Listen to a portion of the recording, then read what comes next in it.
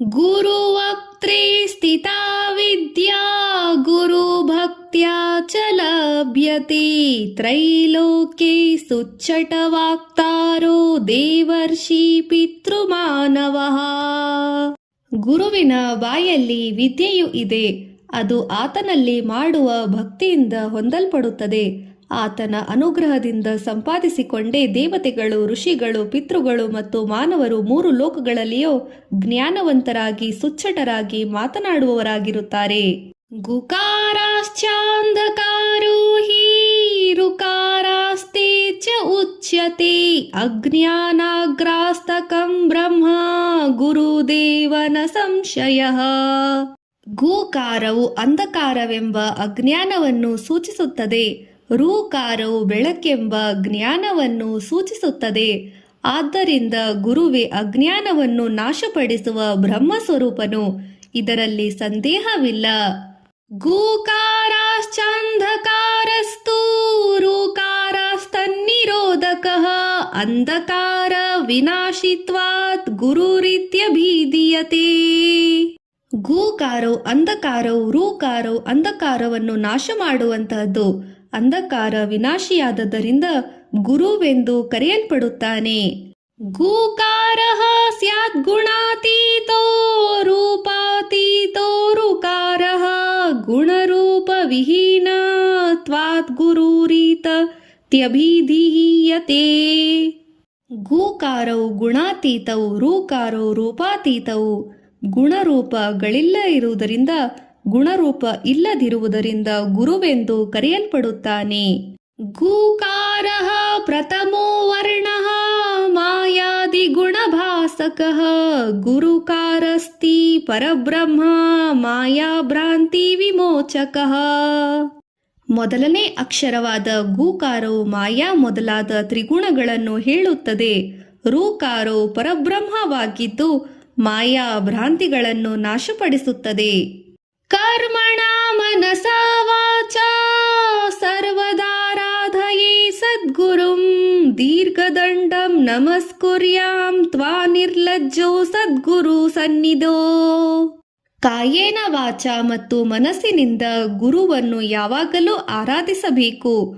ಗುರು ಸನ್ನಿಧಿಯಲ್ಲಿ ಸಂಕೋಚವಿಲ್ಲದೆ ದೀರ್ಘ ದಂಡದಂತೆ ನಮಸ್ಕರಿಸಬೇಕು. ಗುರುರೇಕೋ ಜಗತ್ ಸರ್ವಂ ಬ್ರಹ್ಮ ವಿಷ್ಣು ಶಿವಾತ್ಮಕಃ ಗುರು ಪರಂತರಂ ನಾಸ್ತಿ ತಸ್ಮಾತ್ ಸದ್ಗೌ ಪೂಜಯೇ ಸದ್ಗುರುಂ. ಗುರು ಒಬ್ಬನೇ, ಎಲ್ಲ ಪ್ರಪಂಚವು ಆತನೇ ಬ್ರಹ್ಮ ವಿಷ್ಣು ಈಶ್ವರ ರೂಪಗಳಲ್ಲಿ ಇರುವವನು. ಗುರುವಿಗಿಂತ ಶ್ರೇಷ್ಠವಾದದ್ದು ಬೇರೆ ಇಲ್ಲ. ಆದ್ದರಿಂದ ಗುರುವನ್ನು ಚೆನ್ನಾಗಿ ಪೂಜಿಸಬೇಕು, ಆರಾಧಿಸಬೇಕು.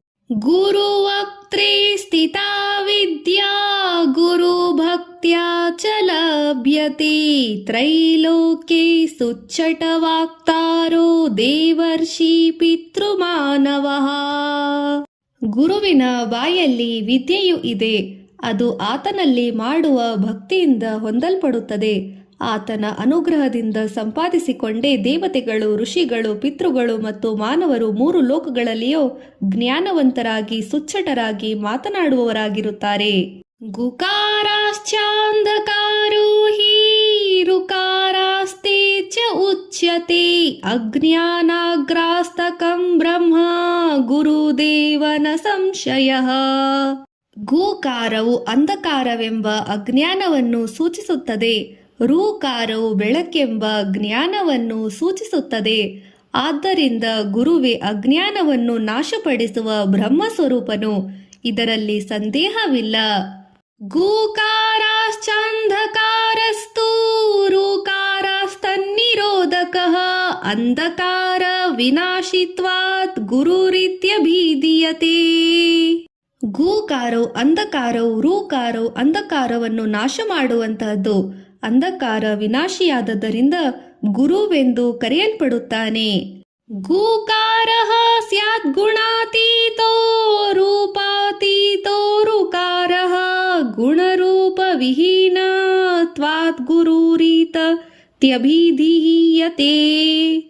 ಗೂಕಾರವು ಗುಣಾತೀತವು, ಋಕಾರವು ರೂಪಾತೀತವು. ಗುಣರೂಪಗಳಿಲ್ಲ ಇರುವುದರಿಂದ ಗುಣರೂಪ ಇಲ್ಲದಿರುವುದರಿಂದ ಗುರುವೆಂದು ಕರೆಯಲ್ಪಡುತ್ತಾನೆ. ಗೂಕಾರಃ ಪ್ರಥಮೋ ವರ್ಣಃ ಮಾಯಾದಿ ಗುಣಭಾಸಕಃ ಗುರುಕಾರಸ್ತಿ ಪರಬ್ರಹ್ಮ ಮಾಯಾ ಭ್ರಾಂತಿ ವಿಮೋಚಕಃ.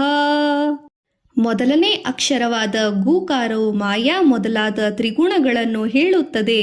ಋಕಾರವು ಪರಬ್ರಹ್ಮವಾಗಿದ್ದು ಮಾಯಾ ಭ್ರಾಂತಿಗಳನ್ನು ನಾಶಪಡಿಸುತ್ತದೆ.